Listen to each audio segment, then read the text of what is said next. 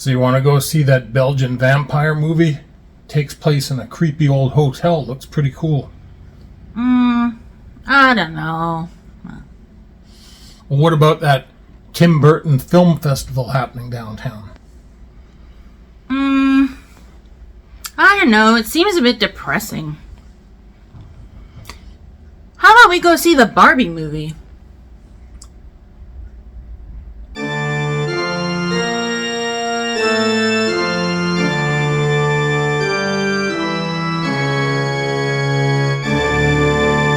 Hello and welcome to Random Movie Time.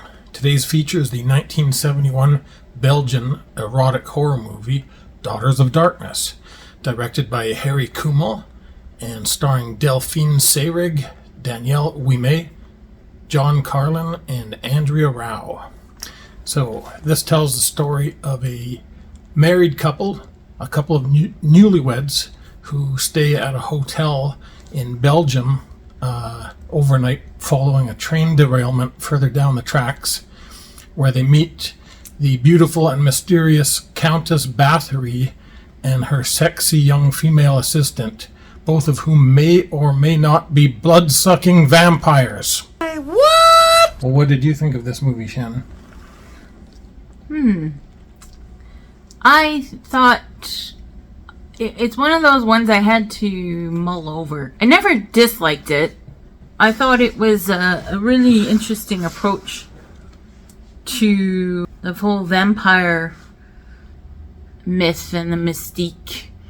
And it was nicely filmed. It was more of an art film style instead of a horror film. There wasn't even that much blood in it, and well, there was violence, but it wasn't crazy. The blood looked really fake, but it was 1971. And apparently this was one of a number of a run of lesbian themed vampire films in the 1970s. It was one that came out among that trend. And I thought it was, thinking it over, I thought it was quite well done. The actress who plays Countess Bathory has her own myth. I think you're saying that that's a real myth that they based it on, where she would bathe in virgin's blood to stay young or to look young. But she was played by Delphine Seyrig, and she did a superb job. She was so perfect for the role, so beautiful, so convincing. She was, the perfect vampiric seductress. I think that she would have been she's the female counterpart of Count Dracula. She was really, really bang on. I wish I could say more for the other female lead who plays the girl who she seduces in the end. That was played by Danielle Ouimet, and her performance was subpar. I think that it would have been good for a B movie, but this is not a B movie. I think she was very wooden in a lot of times. It looked like she was acting. It looked like she was trying too hard, and that's a shame, because I think the caliber of the acting in this film was very good for the most part. It's just she was the weak point.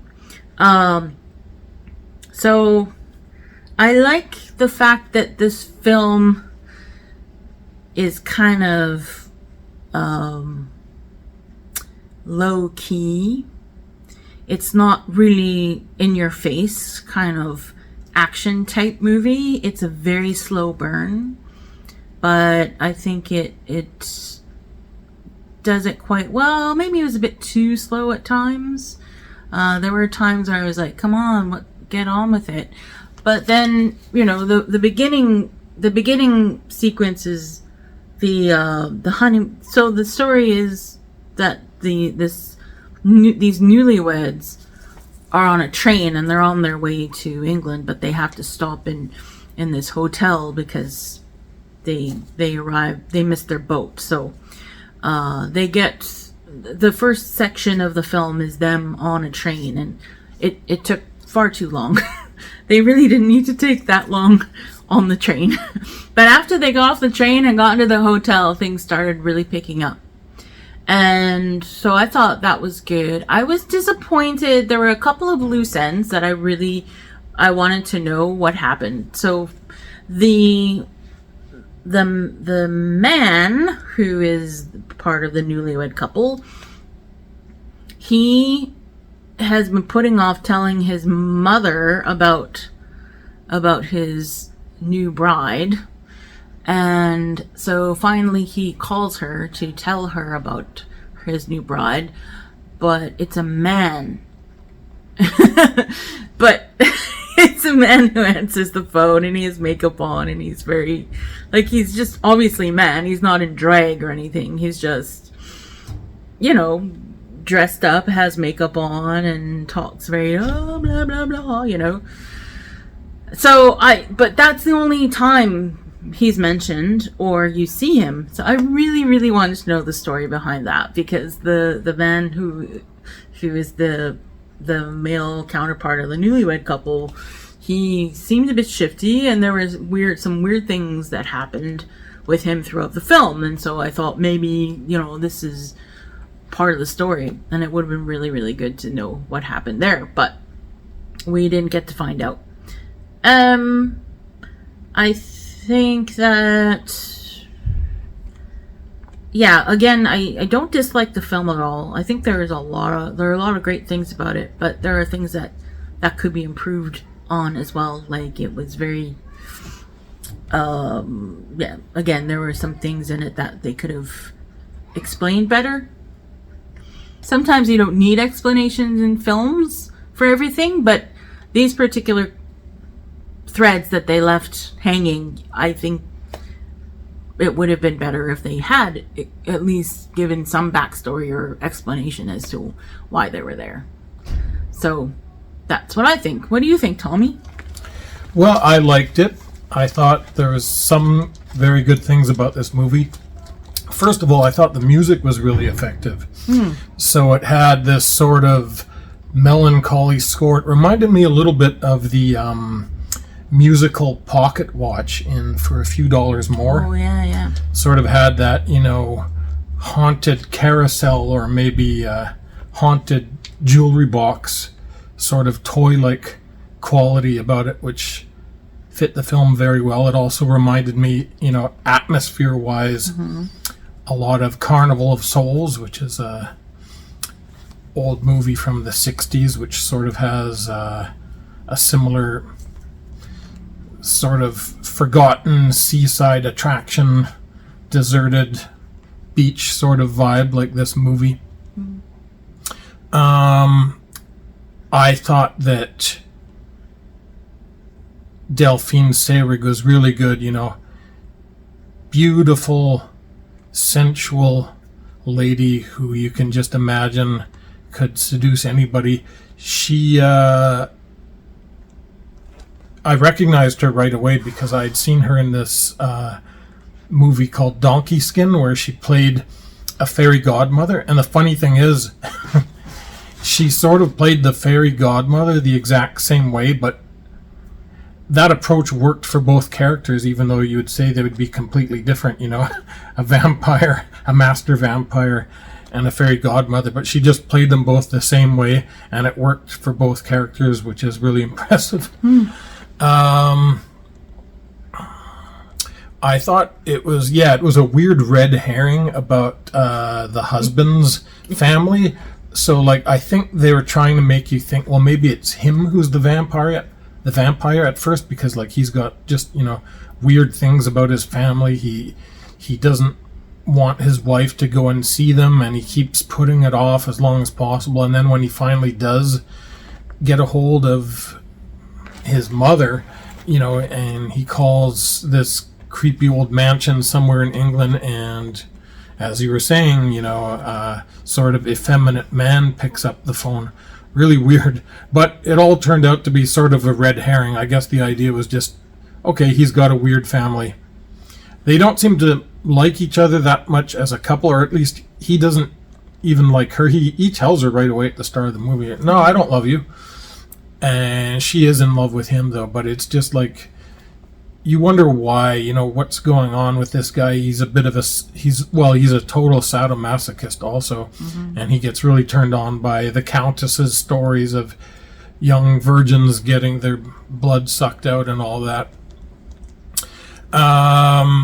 The atmosphere of the abandoned hotel was really cool. It was filmed in Belgium by the sea during the off season, so you get this beautiful grand hotel where there's nobody and nobody at the beach.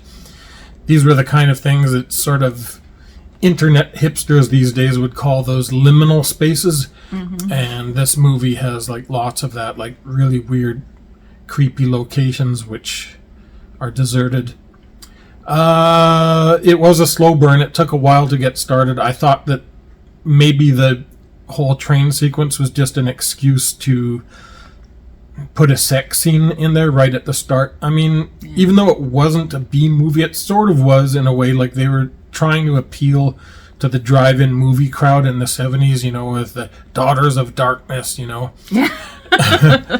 But I think a couple of those scenes seemed kind of forced and just it bogged down the movie a little bit. On the other hand, I mean, he maybe he was just trying to convey how troubled this relationship is, because like you say, the guy right at the beginning tells his new wife that he doesn't love her, and he treats her very badly. And she just eats it up and buys into it. So maybe I think maybe that could be partly why they do that chain scene, but they could have done it better if they're going to do that. One thing I wanted to say about this movie is I think this movie has one of the best death scenes I have ever seen in a film. It is really great. So the young girl has been seduced by Countess Bathory, and they are driving away, and the Countess is like, we must hurry, we have to get to our destination, the sun's gonna come up. So the sun starts to come up, and they go wah, wah, wah, wah, in the car, and it goes off the road and it crashes.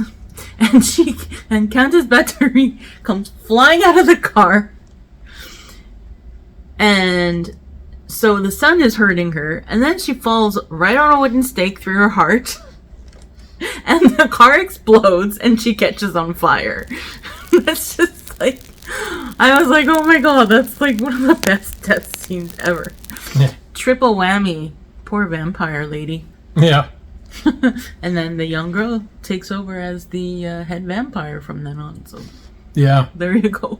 I was actually thinking that maybe it was all in people's minds that there was vampirism going on, because maybe she was just burning because the car exploded and she was right beside the car, and maybe she sort of thought she was a vampire, but she wasn't really, but she was just so good at, convincing people that she was, like you never actually see, the sharp teeth or her turning into a bat or anything like that. You don't really see any magic per se in the movie. No. So it's like, I think it's possible that she's just like a really weird sort of vampire groupie. Yeah, you just see a bunch of hickeys on like those girls' necks. You just see hickeys. You don't see them biting. Yeah. I mean, the concierge did say, I knew that Countess from 40 years ago. She looks exactly the same, but then the policeman offered an explanation. He said, maybe that's just her daughter, though. Yeah. So I think they were trying to maybe keep it ambiguous, but yeah. Yeah, there sure were a lot of questions in this movie, for sure, that remain unanswered. All right, so how many wooden stakes out of 5 do you give this one? I'll give it a 3. 3 wooden stakes out of 5. A lot of great things about this movie, like the acting. I like the ambiguous nature of it. The death scene, of course, was one of the best ever.